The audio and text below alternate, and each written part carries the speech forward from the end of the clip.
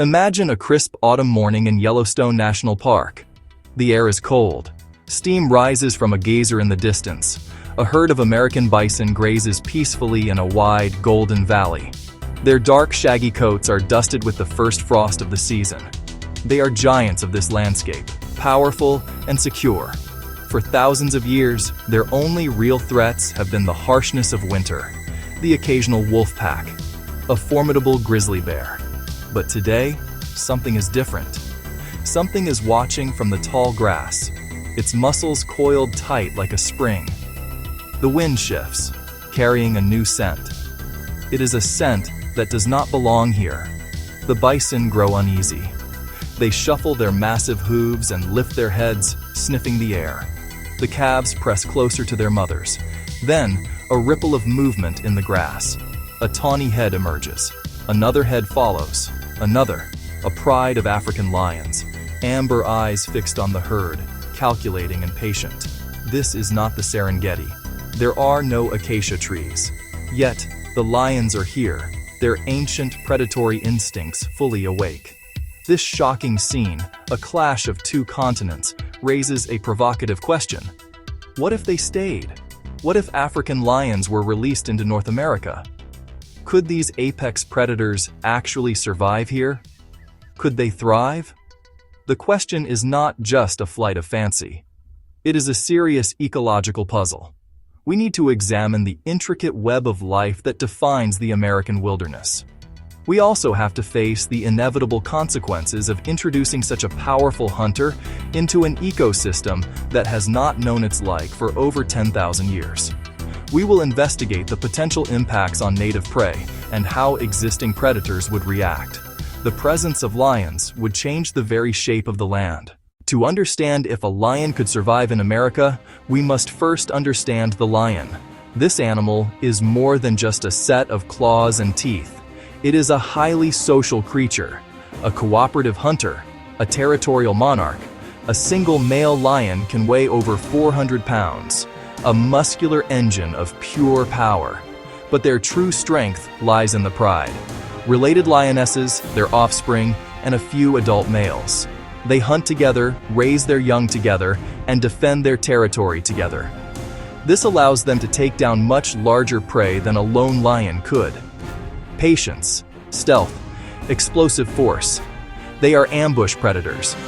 Their diet is broad. They have preferences, but are opportunistic carnivores. Now, place this animal into North America's varied landscapes. Could they adapt? North America offers a rich bounty of potential prey, echoing the wildebeest and buffalo of their native home.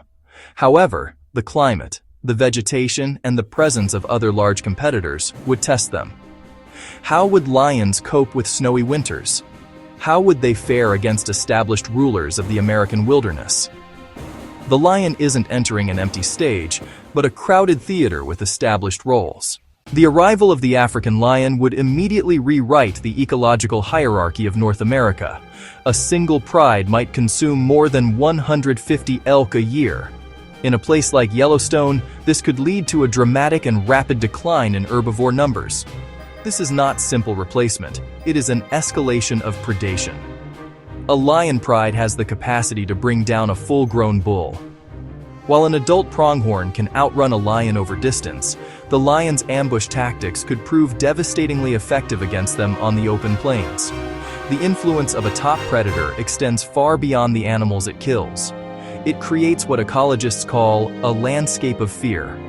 Elk learn to avoid high-risk kill zones like riverbanks. As a result, young trees get a chance to survive and grow. This streamside vegetation recovers. Songbird populations increase. Beavers could return. Their dams create new aquatic habitat. The fear of lions literally helps rebuild the ecosystem. The lion, simply by being present, orchestrates ecological reorganization from the top down. The introduction of the African lion would spark intense and often violent competition for food and territory. Lions would likely dominate wolves, stealing kills and even preying on individual wolves, suppressing their populations. Cougars would be pushed into marginal habitats, and their numbers could decline where territories overlap.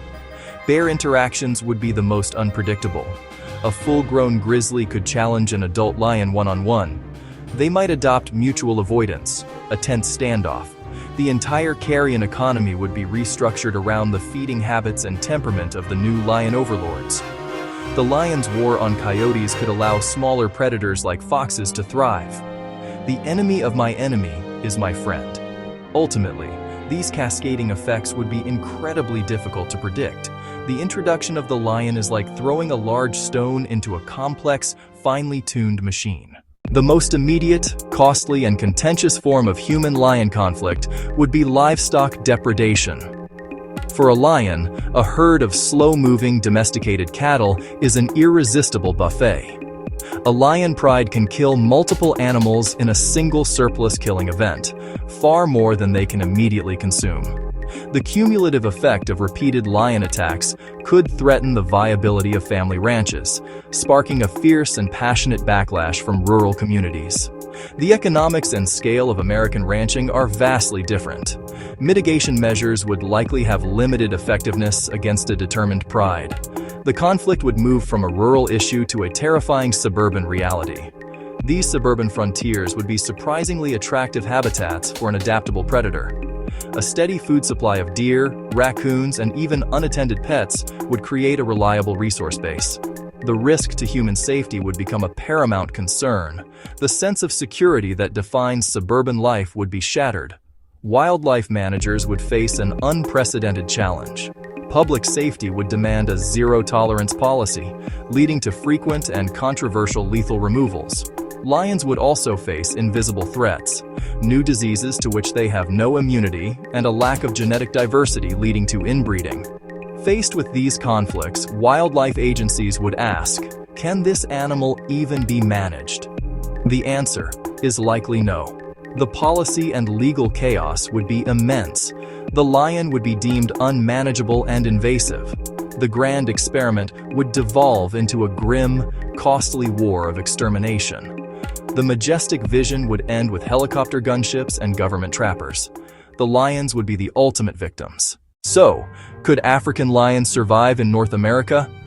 After journeying through the complexities, the scientific verdict becomes clear. From a purely biological perspective, the answer is a qualified yes. The continent offers a rich menu of prey that could sustain a population. However, this biological possibility is overshadowed by an inescapable reality. While a lion could survive here, it absolutely should not. The chain reaction triggered by their introduction would be catastrophic for the lions themselves and for the intricate web of life that has evolved here for millennia. The responsible path for conservation lies not in importing exotic titans, but in protecting and restoring our native species and their habitats. Our efforts should be focused on supporting the cougars, wolves, and bears that are the rightful apex predators of this continent. And so, we return to the shocking image that began our journey. We can now see it not as an exciting possibility, but as the beginning of a tragedy. They are magnificent creatures, but they are magnificent in the wrong place. They are ghosts from another world, and like all ghosts, they would haunt the landscape. Let the lion remain the undisputed king of the African savanna. The American wilderness has its own heroes. It has no need for a foreign king.